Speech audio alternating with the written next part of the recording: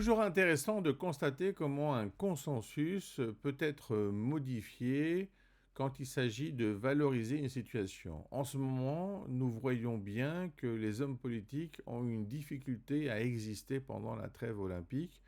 Donc une façon d'agir, c'est finalement de politiser un peu les Jeux olympiques afin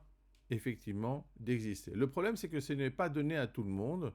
Certains hommes politiques sont tout à fait compatibles avec l'esprit olympique, ils ont une tendance naturelle, et d'autres sont totalement incompétents, car en réalité, il s'agit de personnes qui sont monomaniaques sur le plan politique, et donc tout ce qui est hors ce cadre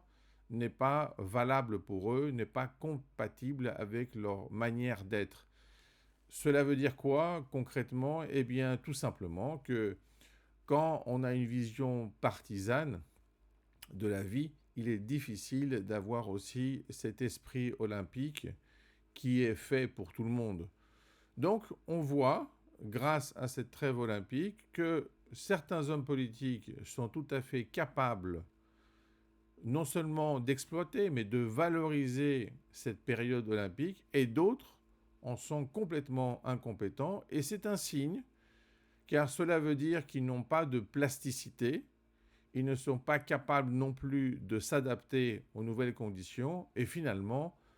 on va finir par les retrouver comme ils étaient avant les Jeux Olympiques, sans réaliser qu'il y a eu une modification de l'espace politique, sans réaliser que l'image de la France a changé,